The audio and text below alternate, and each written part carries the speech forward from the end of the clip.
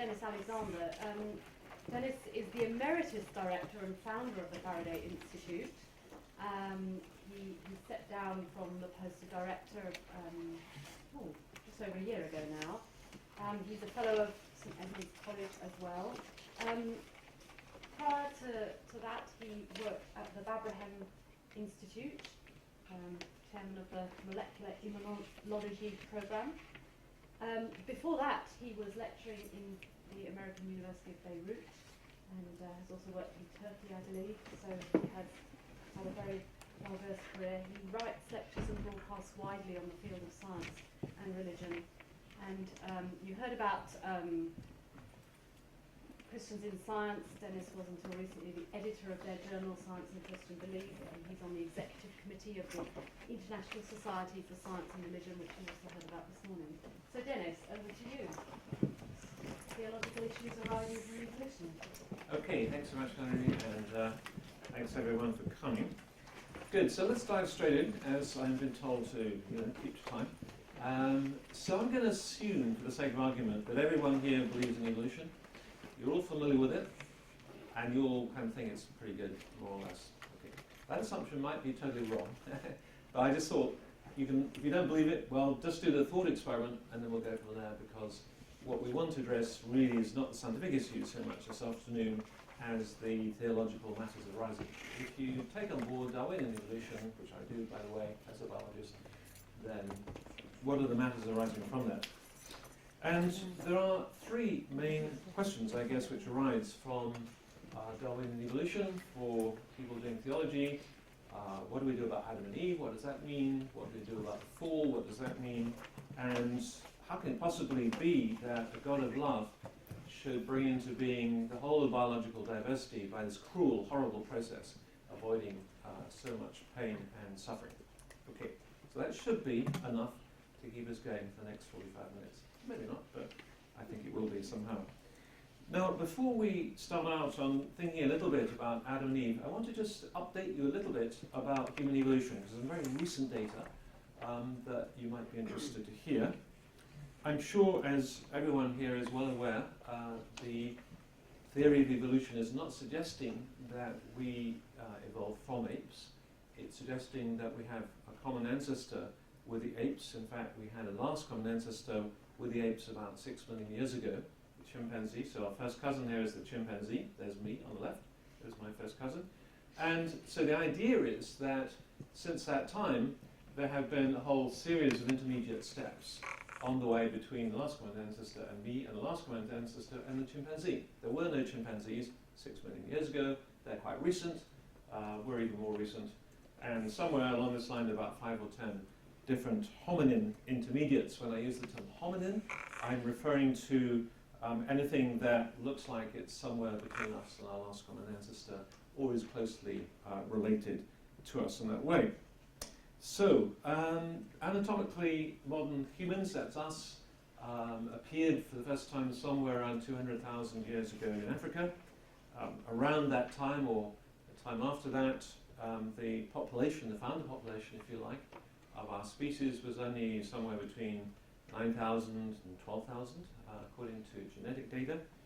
And basically, groups of humans, even within Africa, lived apart, it turns out, separately for 100,000 years within Africa before anyone really thought about leaving Africa. Wonderful place, weather's great, why leave? And so, of course, most of that 100,000 years, nobody really came out of Africa much.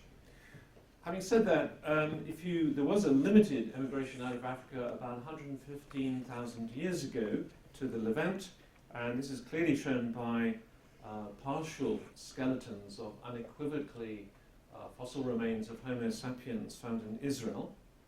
But significant emigration out of Africa doesn't seem to have taken place until around 60,000 years ago. And then what happened is people saw the weather was pretty bad in Europe. Sensibly, they headed east, went out this way. They headed out and ended up actually in Australia by around 50,000 years ago. Then around 43,000 years ago, they backtracked into Europe. The weather got a bit better. The ice retreated a little bit. Then you have the famous Cro-Magnon people who painted those beautiful paintings on the walls of the caves, in Lascaux caves and so on. Around 18,000 years ago, they waded across this little Bering Strait here, started heading down into America. So that's the rough idea about the migration of people.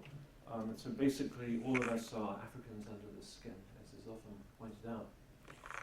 So there's some very recent data. This is Nature last week, okay? So this is quite recent. Until 2010, we used to think that we were monogenic, generally speaking. And the general idea was that the population that came out of Africa 60,000 years ago basically went around the world, as I just showed you, and then they replaced the other more ancient forms of hominin that were around at that time. That's called the replacement model, without any significant interbreeding with other hominins who were around at the time. Since 2010, we have known that that is not the case based on genetic data, and the genetic data has just got a whole lot stronger with these new data that came out in Nature just about a week ago, maybe a couple of weeks ago now. And what's become apparent is that there was some limited interbreeding. First of all, between Neanderthals and the Neanderthals, there's some limited interbreeding. Between 1.5 and 2.1% of the genome, that is to say, some DNA in your cells, actually in all the non-Africans of the world come from Neanderthals. So probably what happened is there were some breeding episodes as that population came out of Africa, and maybe even rape, who knows, but there was some interbreeding, limited amount of interbreeding, and that's left behind this residue of all in all non-African populations. And then these guys here, the Denisovans, or Denisoans, I like to call them Denisovans because it sounds like it was named after my name, which of course it wasn't, but I think actually they're said Denisovans. But this is all based on the genome sequence of just a finger bone and tooth found in a cave in Siberia some years ago that now has generated a complete genome sequence demonstrating that these really are separate species. They are quite closely related to the Neanderthals, less closely related to us, but still quite close. But they have contributed around 3 to 6% of the genome of the people who live in Oceania. So those sort of Polynesian islands, Aboriginal Australians, Melanesians, some of those related groups down in the South Pacific. So they contain that percentage of residue, if you like, from interbreeding with Denisovans. Okay, so that's the interesting data. So it turns out probably that between, let's say, 30,000 to 80,000 years ago, we, modern humans, were living with a whole bunch of other hominins around, and there was some limited interbreeding going on at that time, and so they've left, if you like, their visiting cards in the human population. That's sort of interesting. So if you keep to a very strict definition of a biological species, which means a species which doesn't normally interbreed with another species, in that sense, in that very strict biological sense, we have only been a separate isolated species for the past 30,000 years. Is an intriguing thought. Okay, that's just a little bit of science to update you. I'm not expecting anyone here has read last week's Nature, so that's just to put you in the picture. We're going to flip now right over to theology and to think about biblical texts and what they tell us about Adam and Eve. As we all know here, the very first mention of Adam, of course, is in Genesis chapter 1, where clearly the term Adam means humankind. Male and female, he created them.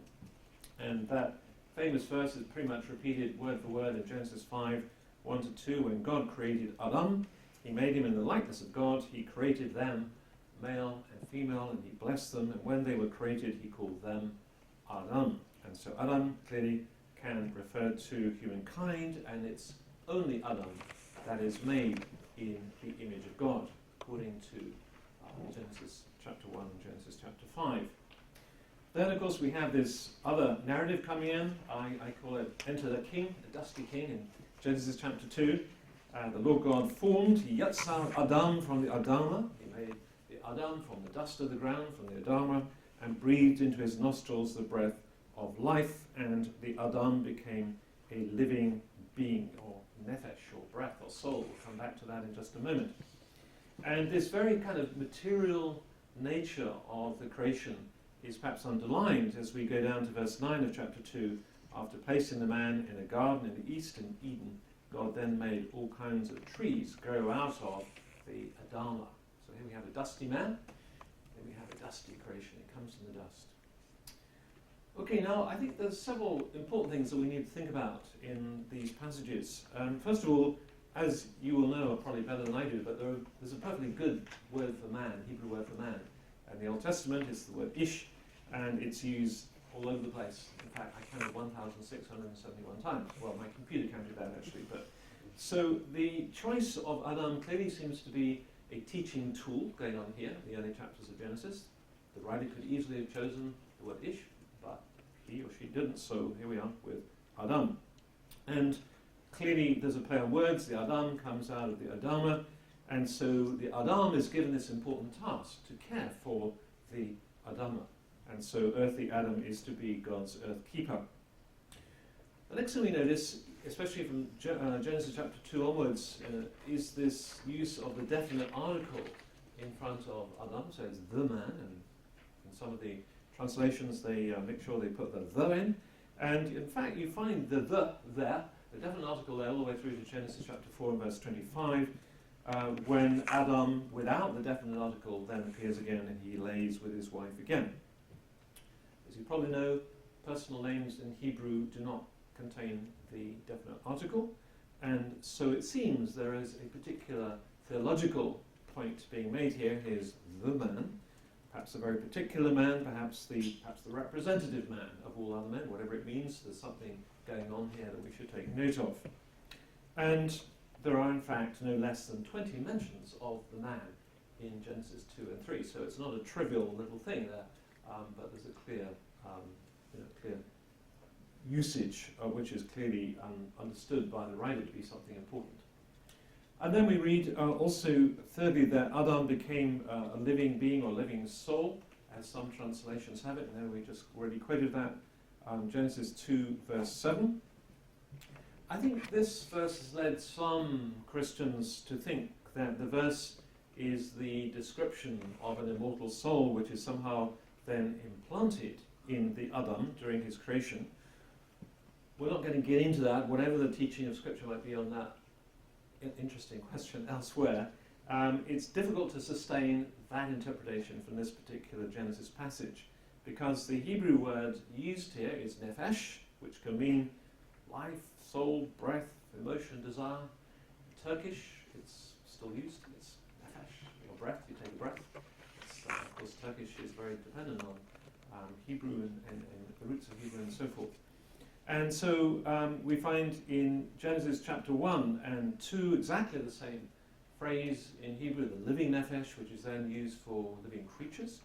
So it's used there for animals as well. We note also that Adam became a nephesh. He was not given a nephesh as some kind of extra. He became a nephesh. And so the text, I think, here is simply pointing out that the life and the breath of Adam was completely dependent upon God's creative work, just as it was for the living creatures in Genesis chapter 1. And so, from that particular passage, I don't think there's any scope for interpreting it as inferring some sort of immortal soul that's implanted into Adam. That's not what the Hebrew means anyway. As I say, the whole discussion outside of that passage is a completely different discussion for another time. So we have then three distinctive meanings of Adam.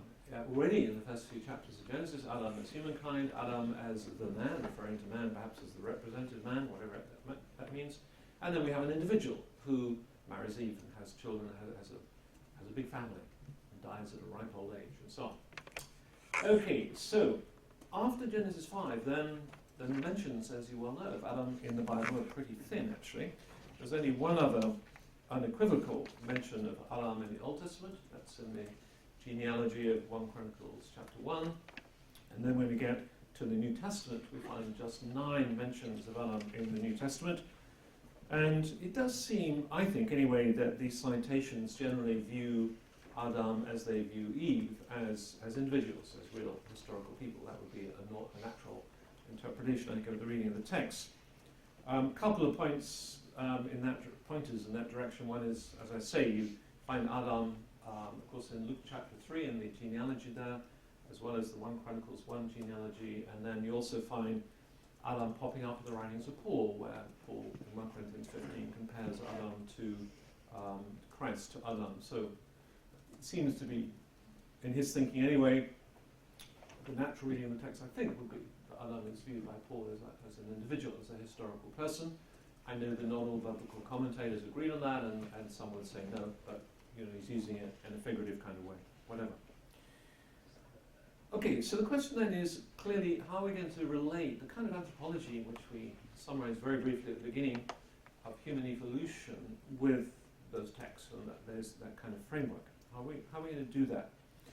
I'm assuming here that we don't want to get into concordism. We want to allow the theological text to have their own integrity, to tell us the theology of what's going on here. We want to allow the science to have its own integrity, to do what science is going to do. So I think we need to sort out these two narratives clearly, and then perhaps see whether there'll be a conversation between them without concordism. And concordism, as you know, is the kind of attempt to interpret Scripture by imposing scientific interpretations upon it. Very common out in the literature of apologetics. You come and you try and sort of fit Genesis 1 to, the current Big Bang cosmology and I don't know what, I'm going to suggest that's not appropriate. That's not why that text came to be. It wasn't to try and give us some advanced knowledge of current science or something like that. So as I say, I want to steer us away from concordism, not helpful. I'm going in a different direction. Personally, I take the early chapters of Genesis to be a series of really, really important theological essays, which are written in very figurative language, which are intended to give us foundational theological truths without which we're not going to understand the rest of Scripture. So that's how I personally would see that. I don't see them in teaching science in any kind of way, or indeed the rest of the Bible is teaching science. And by the way, I'm using the word science here in its English sense of the natural sciences, not in the German sense of Wissenschaft, so let's get that one sorted out. Okay, so I'm using the word science here in the way it's used in Cambridge to refer to the labs down the road, that sort of science. Okay, experimental science. So clearly, theological narratives and scientific narratives are complementary. They're asking different kinds of questions, as this little model would suggest, different approaching the whole question with different perspectives in mind. Now, of course, the danger once you come up with those sort of models of the relationship between scientific and religious knowledge is you say, well, let's keep them there in separate compartments. Near the twain shall meet. And I can see some great advantages to that because it makes for a quiet life. The Faculty of Divinity does its stuff down here. We scientists go over there. We don't meet very much. Quiet life. Okay, so it has an advantage. It's not going to do, I think. I think it's not really going to work in this case. I think it's a little bit intellectually lazy, actually, I'll be honest, so, to do that. I think you just have to think about these things and how these narratives relate to each other.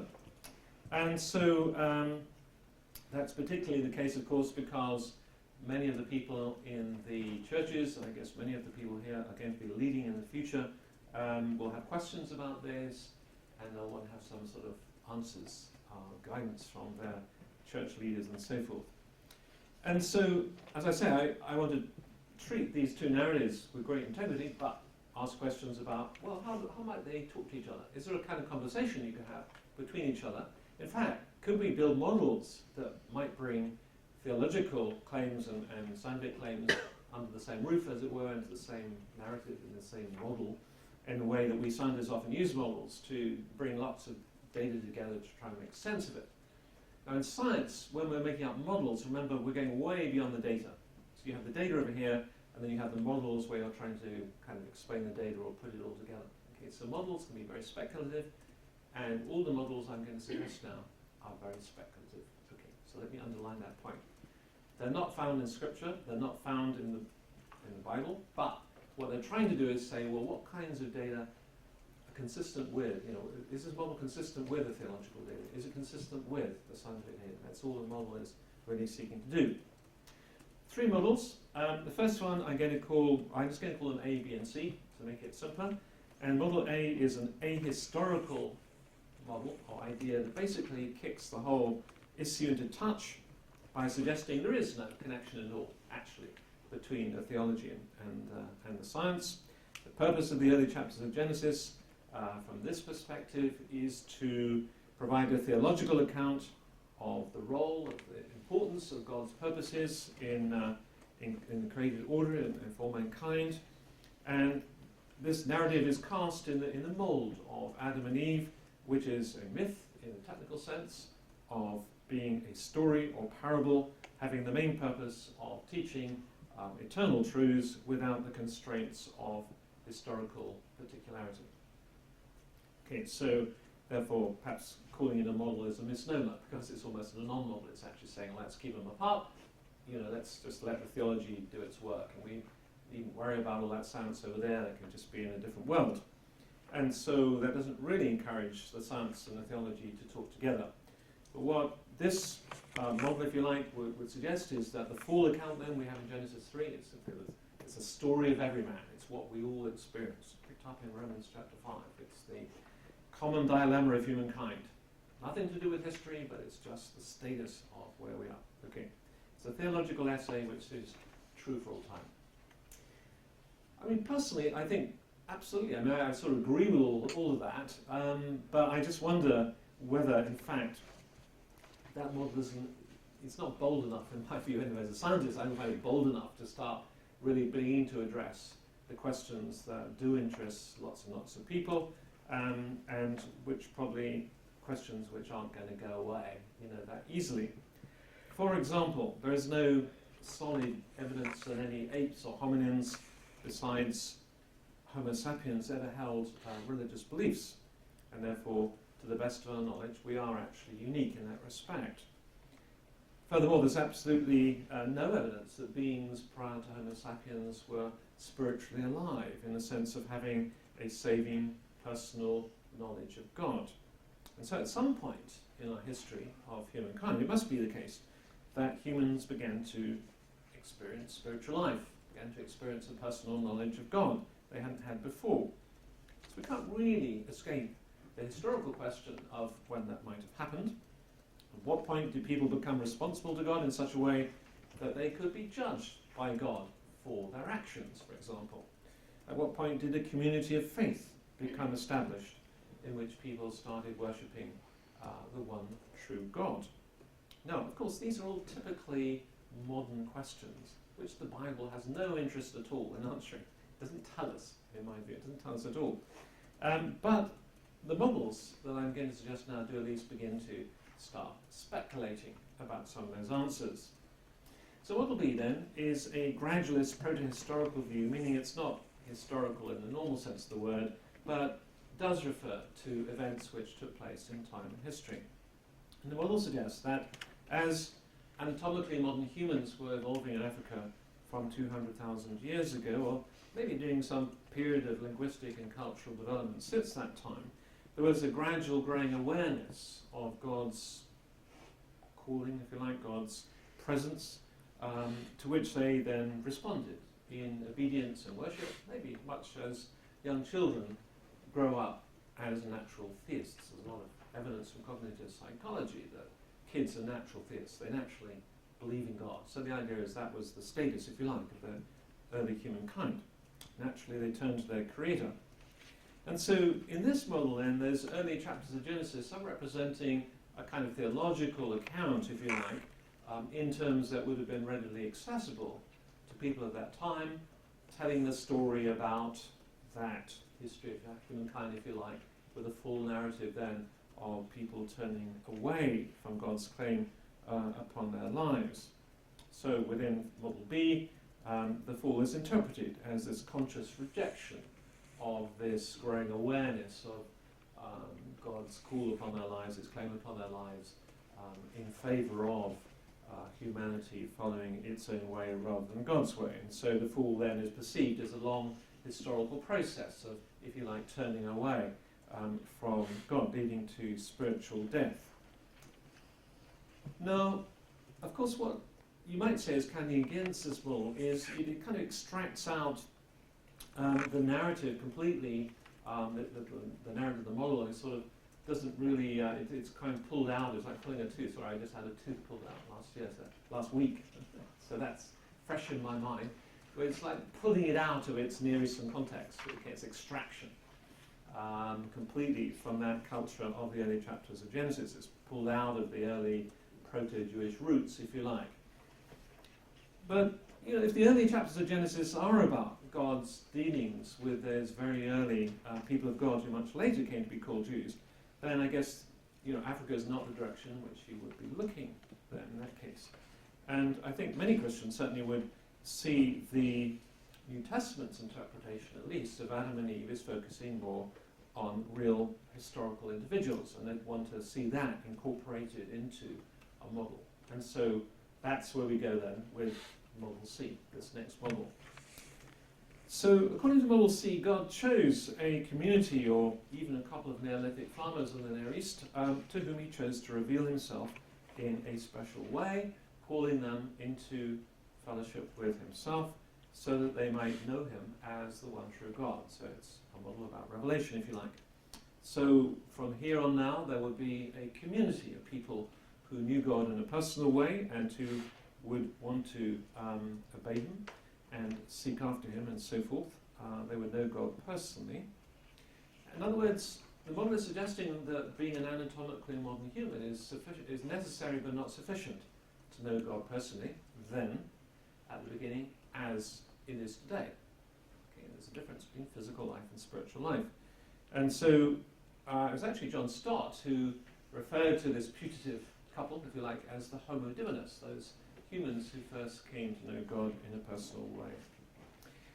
And this model then draws attention to the kind of representative nature of the Adam, the man, as portrayed in the Genesis text. And so the man is viewed as a kind of, if you like, federal representative of the whole of humanity alive at that time. Some people here might prefer the phrase corporate solidarity. So here's Derek Kidner with a fine Tyndale commentary of Genesis, commenting on this point. He says this: with one possible exception, the unity of mankind in Adam and our common status as sinners through his offence are expressed in Scripture not in terms of heredity, but simply in terms of solidarity. Adam's sin is shown to have implicated all men because he was the federal head of humanity, somewhat as in Christ's death, one died for all, therefore all died. 2 Corinthians. Actually, I've got it's 1 Corinthians, isn't it? I think that quote is that correct? Oh, maybe it is. 2 Corinthians 5. One died for all, therefore all died. Yeah. Adam's federal headship of humanity extended, if that was the case, outwards to his contemporaries, as well as onwards to his offspring, and his disobedience disinherited both alike. Okay, so that's the idea. Corporate solidarity, and perhaps a metaphor might be helpful. Let's imagine that a president or a prime minister of a country makes some grievous error of judgment that drags his country into quite unwanted, terrible warfare with the rest of the world, or international conflict. And suddenly, at a stroke, the population of that country find themselves in a state of war, a state they hadn't been in the day before, but now they were, because of his misdeeds. So whether they know it or not, whether they like it or not, people had entered a new state of being, due quite to the wrong actions of their representative. So the very idea, according to this metaphor, then, of alienation from God had now come into the world. If you like, the status we're talking about here is forensic rather than ontological. And so Genesis 3 then, in this model, provides a dramatic kind of figurative description of the alienation that humankind suffers as a result of sin, with this fiery barrier separating people from the tree of life after the fall. And the Homo Divinus model in particular points to sin as a broken relationship with God, on the grounds that you can't have a broken relationship unless you have a relationship at the beginning. You can't break a relationship, in other words, unless you have one in the first place.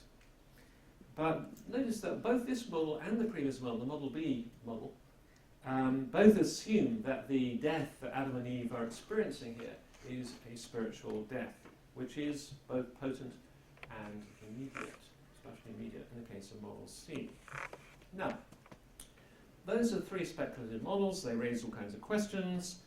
Certainly none of the models will answer all the questions we're going to have. But just before we move on, I just want to briefly touch on how they relate, if you like, to the classic Augustinian model, which maintained that Adam and Eve were specially created out of the dust, as the literal ancestral couple from whom the whole of humankind had descended. When they rebelled against God, physical death was their punishment, although Augustine has a very complicated, quite obtuse passage on this actually, but I think that's what he did believe, certainly. And more than that, their sin was then inherited by every human being in the world, leading to the doctrine of original sin.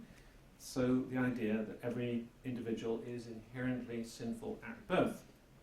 Now, so potent is that inheritance idea. I've even heard preachers say it's in your DNA. Sin is in your DNA, which always worries me when preachers say that. Anyway, but that understanding of the inheritance of original sin is deeply embedded in Western Christendom. And so then Christ dies to address really the problem of Adam's sin. There's a lot of looking back in the atonement to solving that problem. Adam's sin is what you have to solve.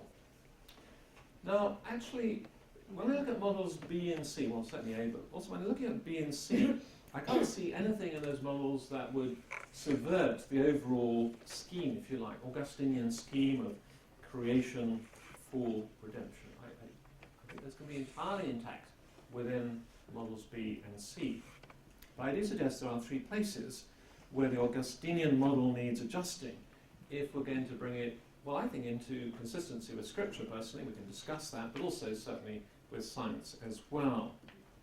I mean, firstly, there's this overwhelming scientific data showing that a single couple cannot be the originators of the whole human population. It's not. It cannot be. Okay. So let's forget that.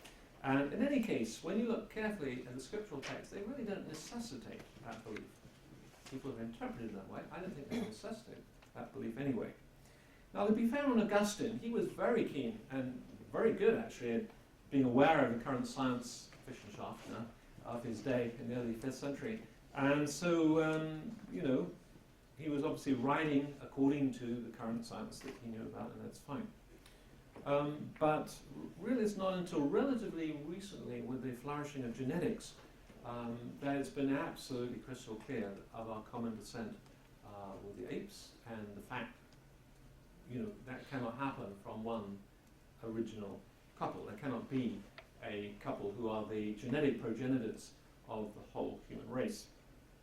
Now, secondly, as everyone here will know, Augustine's teaching on original sin anyway seems to be partly, not wholly, but partly based on wrong translation of Romans 5:8, which in the NIV reads, "Therefore just as sin entered the world through one man, and death through sin, and in this way death came to all men because all sinned." Now in the Latin translation, remember the Vulgate was being translated about the time. Augustine didn't have access to the Vulgate, but there were other Latin translations around. Augustine didn't speak Greek, so he was dependent upon the Latin translation for his theological writings. And in fact, the Vulgate contains the same error that you find in the Latin translation of Romans 5:8, whereby the Greek construction "ephoi" was translated as "in whom," rather than in its correct meaning in this context of "because." And so Augustine read this last phrase to mean that sin was transmitted from Adam to all men. So inheritance, so original sin. But instead, it seems that Paul is really saying here that spiritual death spread to all people on account of their own sinning. Okay, once you've got the "because" in there, it actually changes the meaning of that text quite profoundly. So that's part of that story. Once you have the correct translation of Romans 5:8, it does actually bring that text into consistency with lots and lots and lots of other biblical texts, which insist that while everyone without exception is a sinner, as Paul put it so vividly, the whole world is a prisoner of sin, at the same time each person is responsible for his or her own sin. And in this understanding then, Adam is indeed the original sinner, but sin occurs not by inheritance so much from one's parents, but by the fact that in practice everyone, the whole of humankind since the fall, is in this state of alienation from God, and everyone, as a matter of fact, repeats the sin of Adam, if you like, in their own being by disobeying what God says and turning to their own way and so on. To just return to our previous analogy then, they are in a state of war, if you like. They are in a status of, a theological status of alienation from God, as a matter of observation and practice. But they are responsible for what they do. Okay. I'm sure there'll be interesting discussion on that point. Okay. I'm just throwing out points there, obviously, to stimulate discussion. Okay, and then the third point that might need some reformulation is Augustine's suggestion that physical death was a consequence of the fall. In some scenarios, this is envisaged as any kind of physical death, including animals and so forth and so on. Other people just see that as physical death, human physical death, and so on. It's a big topic, but I just want to point out here that models B and C both envisage, I think, that sin is spiritual death. It's alienation from the life of God. The Bible actually doesn't tell us what would have happened to Adam and Eve had they not sinned, but it does paint for us a very vivid picture, I think, in Genesis 3 of the consequences of sin in terms of alienation of people from God, and that's pretty clear. But that does mean the focus then of the atonement is very much on the sacrifice for the sins of the whole of humankind. There's no particular linkage to Adam in a sense. It's the whole. Christ died for the sins of all.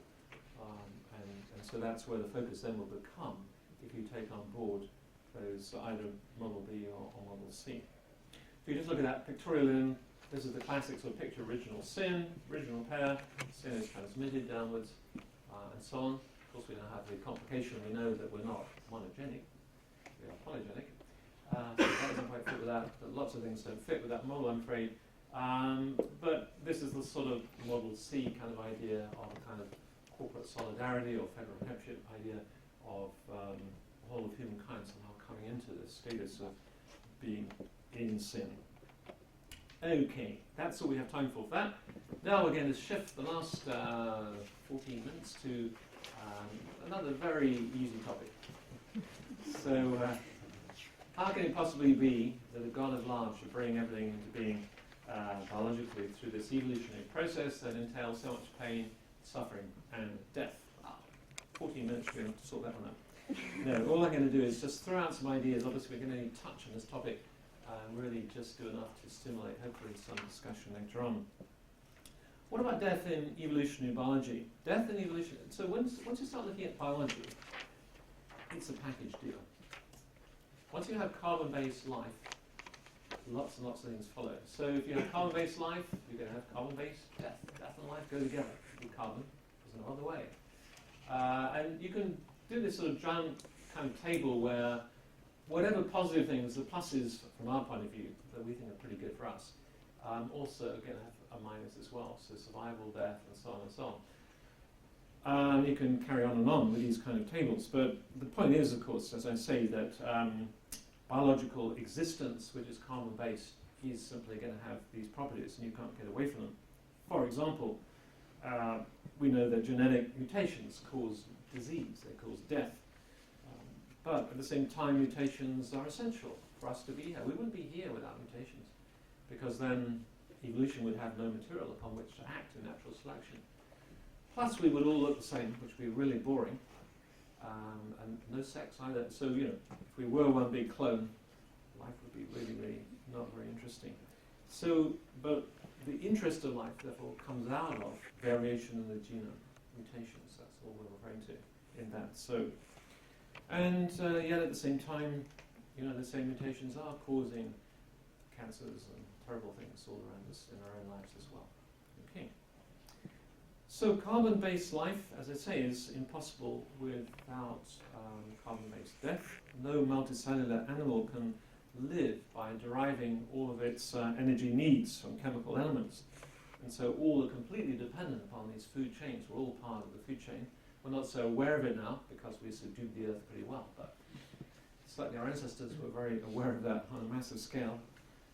There is a huge amount of death on this planet, much more than people generally realize. And if you know that we all have tenfold more bacteria in our bodies than we do our own cells. There's a huge mass of bacterial death going on as we sit here.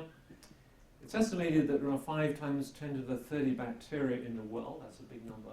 About 92% are actually underground. Probably have a biomass greater than all the biomass of all the plants in the world. That's certainly a lot more, actually, by the way, bacteria than those 10 to the 22 stars that you were thinking about this morning. biologists have some really big cosmological numbers. I'm trying to catch up really, but if you don't really care about bacterial death, then of course there's a huge amount of death. Human death going on, about 155,000 people die every day. That's around 108 per minute. I call this my cheerful slide. Cheerful slide. Okay. A lot of death in this, and everything's constantly making room for the living. I sometimes discuss that with my creationist friends. They say, well, so, I mean, what would it, because I think if they didn't, so physical death didn't happen. So what was going to happen there? I mean, it would only take a few years to fill up the earth with people, let alone bacteria. If you had no physical death, this planet would get extremely crowded very quickly. What about pain? Pain's an essential property of biological life, especially as nervous systems become more developed. So pain is an inevitable consequence of sentience. As Holmes Rolston once put it like this, he said, the evolutionary process could be titled perversely the evolution of suffering. And that's true. As nervous systems get more complex, so the awareness of pain becomes more complex as well. That's recognized by all those in the city who hold a home office license for animal research. It's based upon sentience and complexity of the nervous system, which is why the octopus is now, you need a home office license in this country if you're going to work on the octopus and so on. But clearly pain for us, as for all living organisms with any kind of developed nervous system, is essential for our survival. If we didn't have pain, we would be munching on broken glass, we'd be walking around with broken legs, I don't know what. We need it for our survival.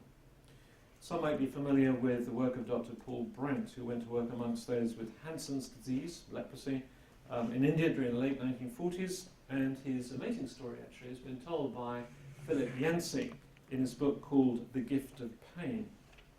And what Dr. Brent found was that the failure to heal amongst Hansen's patients was so often due to their loss of pain receptors. That was really what the problem here was about. So, and there are lots and lots of evidence on that. Pain is really essential to our well-being. There are some kids who get born without pain receptors. Unless it's quickly diagnosed, they often have very short lives. So the gnomic regularity of the world, where matter behaves in a kind of regular law-like fashion, is absolutely key to our existence, to moral responsibility, and to many, many things. So here's Austin Farrer, who put the point, I think, very vividly, actually, and I'm going to quote from Farrer here. He wrote this, poor limping world, why does not your kind creator pull the thorn out of your paw? But what sort of a thorn is this? And if it were pulled out, how much of the paw would remain? How much indeed of the creation? What would a physical universe be like from which all mutual interference of systems was removed? It would be no physical universe at all. So without gnomic regularity, that is, without this law-like behavior of properties that I would see as a Christian as attributable to the faithfulness of God who upholds all things by his hand and sustains all things, and therefore we can do science because things behave in a regular kind of way. If we didn't have that regularity, there would be no us, there would be no evolution, there would be no free will, there would be no moral responsibility, and certainly no possibility of participating in God's new creation. For of course God only wishes people there who have freely chosen his way of love. There is no room for puppets in the fulfilled kingdom. And so the only way to get there is through the portal of death, when the mortal will be swallowed up, says Paul, by immortality. And so incredibly valuable outcomes sometimes demand incredibly costly ways of achieving them. So could it be that carbon-based life really is the only way in which intelligent beings such as ourselves, who have the ability to respond or not freely to God's love, could come into existence? Now, of course, we're not God, we don't know the answer to that question. But I suspect that even the possibility that is the case provides us with a form of theodicy in which the challenges of our present physical lives take on a new meaning. The world really does have to have those particular physical qualities if anyone at all is going to have the possibility of spending an eternity with God. That's where gnomic regularity takes us.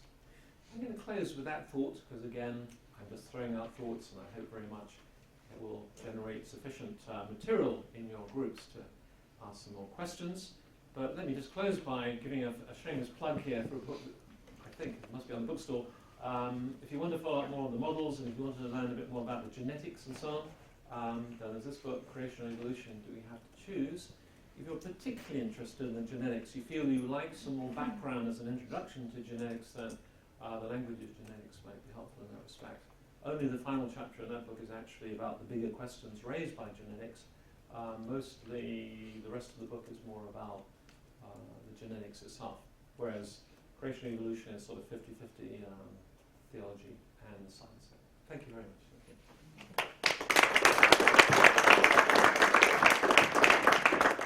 Thank you very much, Denis.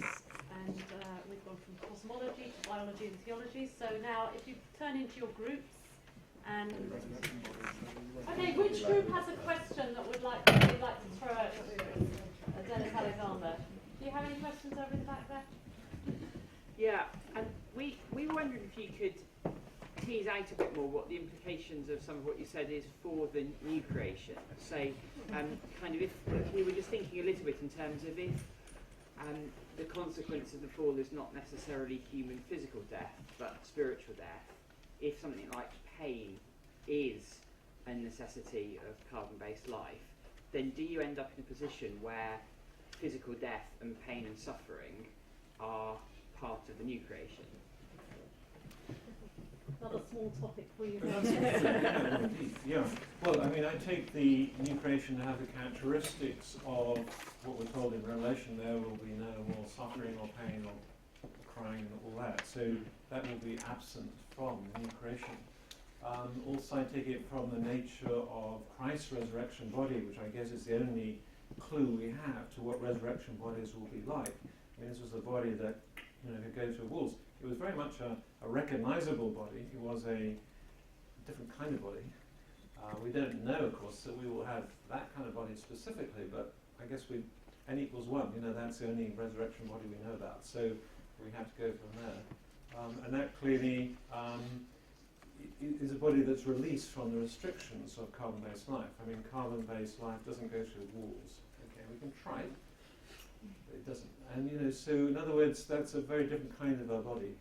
And Paul has a whole passage, doesn't he, in 1 Corinthians 15 about, what sort of body is this going to be? And he makes interesting metaphors there. Actually, it's a different kind of a body. So I would want to say in the new creation, I mean, part of one of the great features of the new creation is that we are released from the restraints of carbon-based life. We don't know what kind of materials or whatever, we can only speculate what kind of bodies there will be. That's my initial thought on that. I don't know if that's really getting to the heart of your question, but... So coming back then, Yes. What does that say in terms of that question of, was carbon-based life the only way God could create a species to be in relationship with him, if actually there will be a point where that species will be in relationship with him without being under the constraints of carbon-based life? Does that suggest there is another way? Yes, you're absolutely right. I mean, strictly speaking, of course, we know by faith there is another type of life, and that's resurrection life. And I see now where your question is coming from. Clearly the case. But of course, I guess, in a way, there won't be a necessity for, we presume, this is an interesting theological conundrum, whether there will be free will in the new creation discussed. But my understanding would be there will be no need for free will because there will be no evil in the new creation. Finally, if you go again according to the wonderful apocalyptic account of Revelation, finally all the evil and the devil and everybody will be thrown away and done with. So there will be no option of good and evil in that sense. There will be no options open in the way there is in this carbon-based life. So it's that. So pressing the point a little bit further, then maybe the only way that we have for some reason, the only way we can get to that status of no longer having that free will because we don't need it, and because there will be a worship to God that is, if you like, spontaneous, and we won't be faced with kind of choices where we could do evil, have the possibility of evil, then the only way, according to this speculation, is that the way to that status, if you like, the way to that blissful state of future life with God is through this avenue of carbon-based life, because that's how you instantiate free will, free choice. That's what makes it possible. That's the speculation. Okay, another group? Yes, come on. I have a question that was not discussed. Another group, that's Okay. absolutely fine. I just wondering what the implications for atonement theology, presumably the preference of Model C, would be. What do you imagine transpired? What transpired? What were the, if we're going to go For atonement? Yeah. Yes. Oh, well, I think obviously you've got a number of perspectives on atonement in the New Testament, so you've got people looking out of different windows with 5 different understanding of what's going on there. So you have sacrifice for sin, you have an example of love, you have triumph over death, and so on. I mean, if one wants to simply add up the mentions, if you like, of what the atonement is about, then sacrifice for sin seems to be very central. Whole of Hebrews, for example, and so on. So it's very much based on the Old Testament sacrificial system and the whole idea of substitutionary atonement. I mean, it's all over the place in the New Testament. So, does anything happen to that from model A or B or C? I don't think so. Where it does shift the emphasis a little bit is away from Christ dying for the sin of Adam specifically. Now I was actually speaking at a Catholic conference workshop more in London only just a week ago actually. I was very struck again by, and this is quite a conservative group of conservative Catholics, and this idea of Christ dying for Adam's sin is very, very deep in that particular theology. And it just struck me again how deep it is really, and therefore they do have a real problem with a critique of Augustine, such as I was presenting, because they really do want to have original couple, and original sin comes, and then Christ dies for that couple and so on. So there's a book actually by Jack Mahoney, that's how you pronounce his name, who was the principal of what's the Catholic Theological College in London? Okay, I'm blanking on the main Catholic Theological College. Help me, Hilary.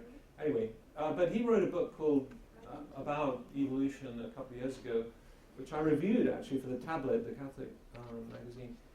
And what struck me there again is he felt, that because we now believe in evolution, therefore the kind of domino effect that somehow, therefore you cannot believe in original sin, therefore you cannot believe in what Christ did on the cross, therefore the priesthood kind of dissolves, therefore no confession of sin, transubstantiation is out. I mean, it was really like a domino effect through the book, that the whole Catholic kind of framework collapses, and in flames, with it.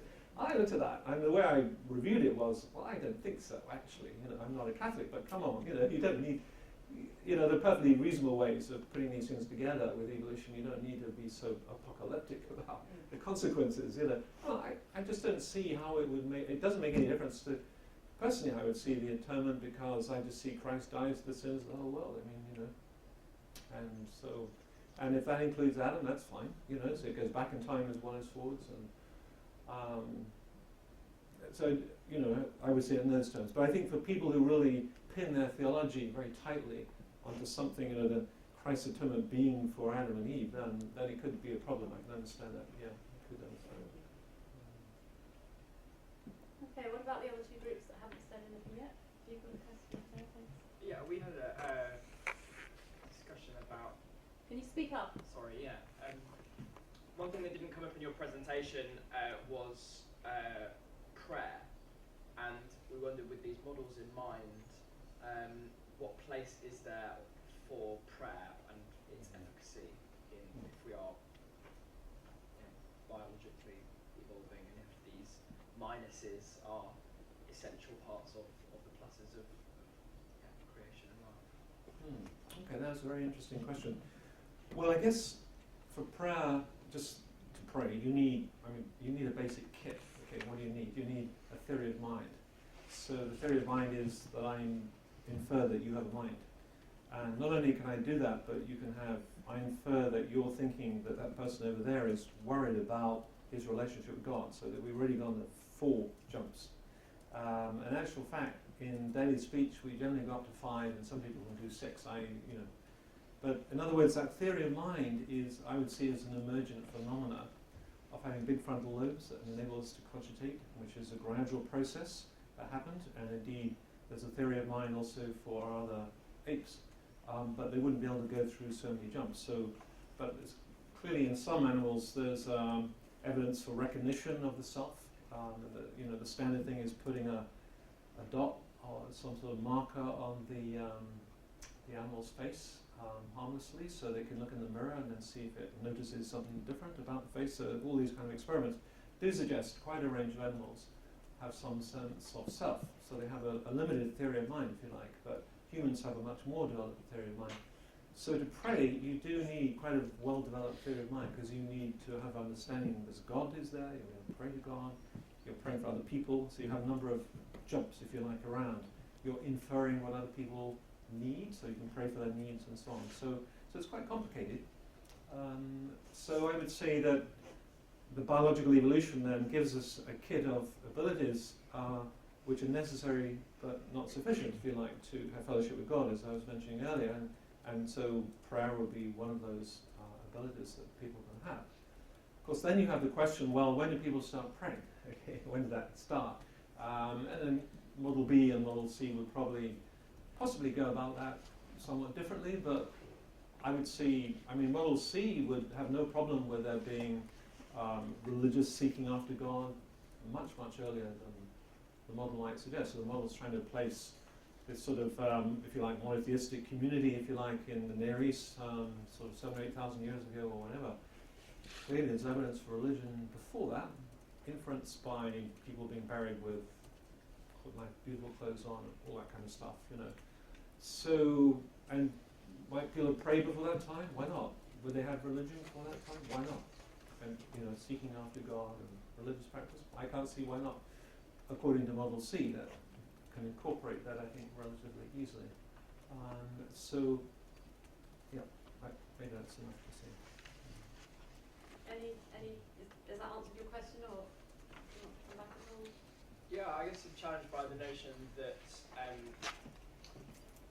things like cancer or disease or pain are scientifically or from an evolutionary standpoint necessary to propagate life and for life to exist as it is. So, but therefore, we wouldn't personally go, oh well.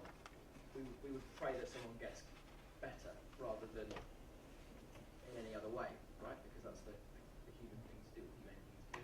So it's just interesting trying to balance those with Yeah, it is tricky and it's challenging as well. Perhaps I could just make a couple more points sort of related to that, not so much on prayer. One is clearly some of these kind of discussions, these are not the sort of things that we're going to talk to people about in our congregation who had, just died from cancer. They're maybe not the most helpful things. So in other words, it's good to think about these things we're in reasonably good health or we're not. But in counselling somebody, I don't think you wouldn't go into this kind of stuff. It's not going to be very helpful.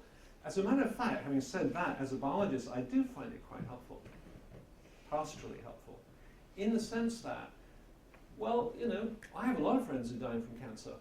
I might die from cancer. We're all going to die from something. Death. Nobody dies from old age. Let's get away from that idea. Everyone dies from some disease. Okay, and very often it's 1 out of 3 at least is going to be cancer. So, if not, it'll be heart disease or something else. Okay, we're going to die. So, actually, I find this whole argument about the package deal quite helpful. In other words, it touches really on what some of the people who came to Jesus were questioning about. Are these parents more evil? Do they do more sin? That this man was born blind? What does Jesus say? Neither this man nor his parents sinned, but so the works of God might be manifest in you, and so on. Were those people more evil when the Tower of Siloam fell on them and crushed? Kind of early version of 9/11 or something. Were they more evil? Was God judging them? And Jesus says no. No, actually, but you're going to die. That's the point. Okay. So I think I find it actually quite helpful to recognize that having pain and suffering and getting cancer and whatever is all part and parcel of humanity. It's part of the normal part of being what being a human is, actually. So, and when that happens, we all just participate. That's where human solidarity comes in again, if you like. We're all participating in being a human. In a sense, we'll all die as well.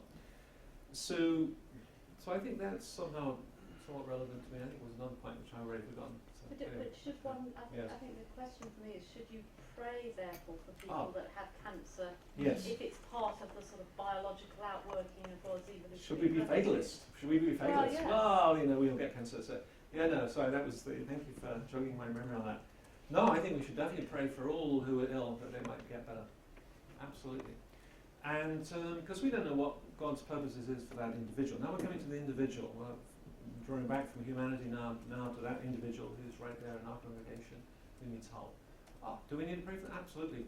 And let's think about also, and this is a slightly tricky one in some ways in this context, the healing ministry of Christ.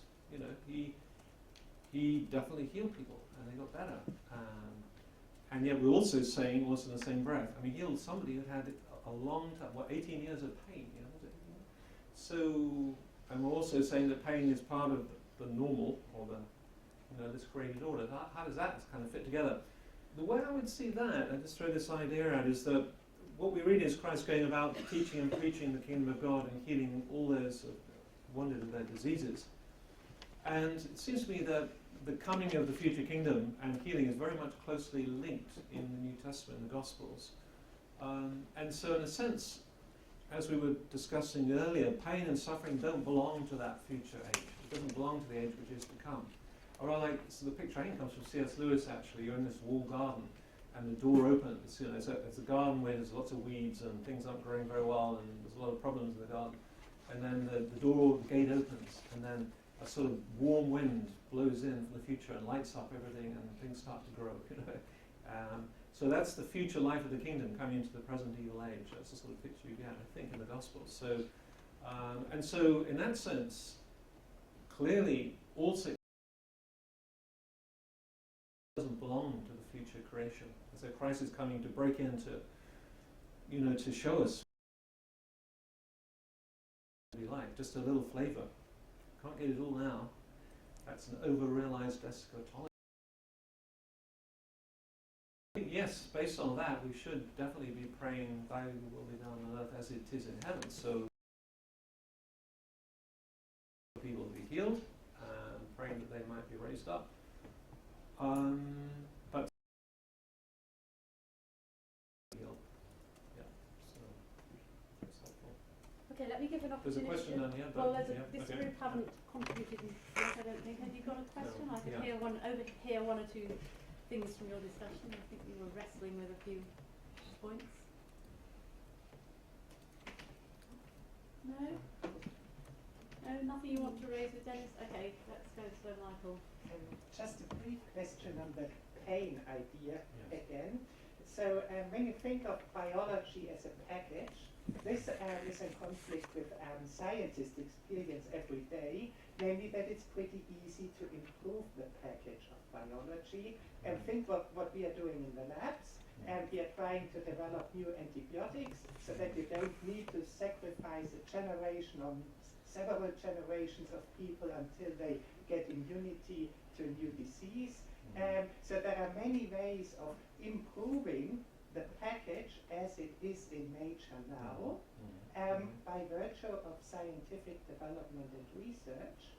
And the question comes in, why do we need to do it all by hand ourselves? And why couldn't we find a better package in this world? When you say, just to clarify your question, why couldn't we find a better package? Do you mean that could be why doesn't God create a better package? Or what do you exactly mean by that? Can you just clarify that? So, yes, in some sense, pain is often not a consequence of the physical law, so to say, which rule biology. It's more a consequence of the current status of evolution. It could easily continue faster, it could go to a different ending, it sometimes does. But it does so inflicting a lot of pain on individuals. Mm-hmm. Okay, gotcha. I think yeah. So so a couple of points on that. I mean, one just on the science of that question. We don't know of any animals of any size and complexity of the nervous system who do not suffer pain. Okay, so I think the idea of evolving to a place where we don't need pain by natural means, I think, is unlikely simply because it hasn't happened yet. And we do know that for survival, you need some recognition environment. Now, you could ask the question: do we really need so much pain? I mean, okay, you have a tooth out. You want to your tooth has got infected. Really agony, real agony. You think, do I really need that much, pain? A question I'm sure we've all asked ourselves at some stage, and I think the answer to that, from an evolutionary point of view, is probably yes. In other words, those of our ancestors who didn't have that sufficient level of pain never passed their genes on to us. Okay, so you need a certain level of pain before you take action and do something about it. And okay, maybe it's not as finely tuned as we would like, but that would be the evolutionary kind of biological answer to that. Now, of course, then you have the other question, the theological question. I mean, we have been called, Adam, we, humankind, have been called to subdue the earth. And it's quite a strong command in the Hebrew. I mean, it's not a weak thing, to subdue. So my Hebrew knowing friends tell me, which I don't. So, in other words, I would see, and I spent quite a lot of my time of my life in cancer research and so on, I would see that as obeying that command, seeking to obey that command. Do we want to lessen pain in people? Absolutely. Do we want to cure cancer? Absolutely. We want to, because we're fulfilling both out of compassion, obviously, for the individual who's suffering, but even more than that, theologically, surely these are signposts of the kingdom. We are proclaiming the kingdom also through healing and through helping people to relieve them of suffering. I would want to say that. And I often think, actually, that I think we humankind, we should have done better by now with cancer. We really should have done better. Every time I read about a child who's suffering from cancer and who dies from cancer, who's never really had a full life, I just think we humanity could do better than that. We're called to subdue the earth, and we're not yet able to allow that child, to have a full life. At least to live till they're 70 or whatever. That, I think, is a great shame on humanity. We should have got there faster. Okay, so I think you have this. I think the command to subdue the earth is a very potent motivation to get on with healing, the business of healing. Okay. And we shouldn't be fatalistic about it. Definitely not. No, absolutely not. So, Let's throw it open to one or two more questions. Anybody want to disagree with Denis over anything he said? I think he's open to being disagreed with. I'm quite used to it as well. Yeah, right at the back there. So, yeah. We might be able to raise the same thing, I don't know. We're quite attracted by Model A, and wondering why the three reasons you've given for needing to go beyond Model A all seem to assume the necessity to have a specific time where God started, where personal responsibility started, or when knowledge of God started. They're all to do with if it didn't start then, when did it start? But I don't know, it seems like looking at other cultures and maybe at people, at children, these things are not things that start at specific times. There seems to be a sort of gradation of knowledge of God and a gradation of responsibility. And when we look around us, why do we need? What's the problem with Model A on those grounds? Mm-hmm. Well, I think what you just mentioned actually sounds very like Model B, actually, because that is definitely a process going over thousands of years or hundreds of years. I mean, Model B is all about process, a process of increasing knowledge, a process of increasing disobedience. It's only about time in the sense of long lengths of time, actually. It sounded to me, actually, although you were mentioning Malay, I mean, the description you gave sounded a bit like Model B to me, actually. But, so, yeah, I mean, many of my closest friends would think that's what happens. Yeah, you have a gradual process of knowledge of God and a gradual, if you like, turning away from that knowledge, and that's what Model B is really about. Yeah. Oh, of course, you could say, well, we don't even need to go to Model B either. Let's just stick with Model A, if you like, or Understanding A, where I mean, the only it's not a problem. I don't think there's a need. You don't need it. I mean, I don't think you need Model B or C personally, theologically, except insofar as I mean, a big segment of the Christian church, including the Catholic friends that I just mentioned, and a lot of evangelicals, I think, would also, really pin a lot of importance upon Adam and Eve and so on, so, and because of that they reject evolution, and because of that they also, I think, give the Christian gospel a bad name, I'm afraid, by looking like the anti-science and sort of rejecting current scientific theories, and that's a great pity.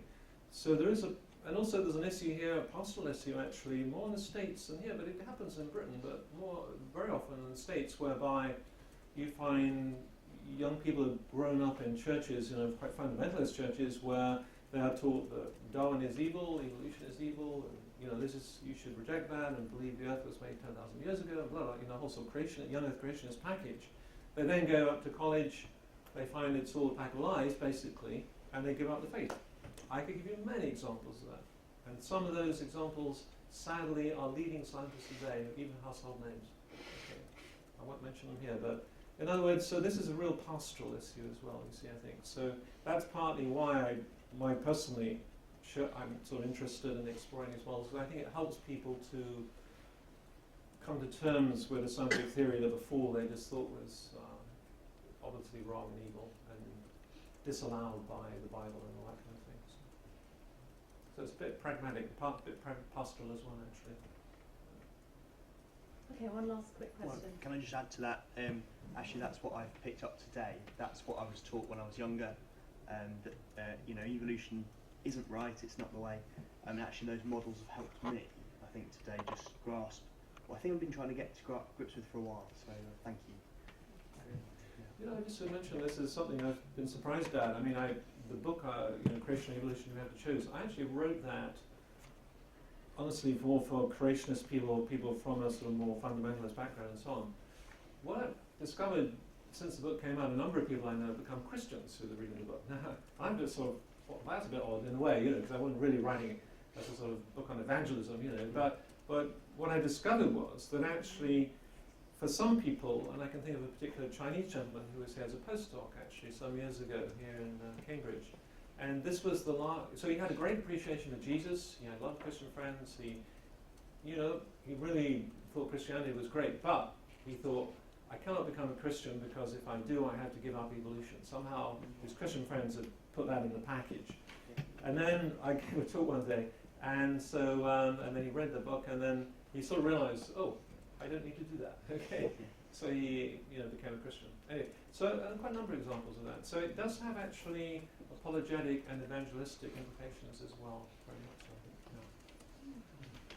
Yeah. Okay, on that note,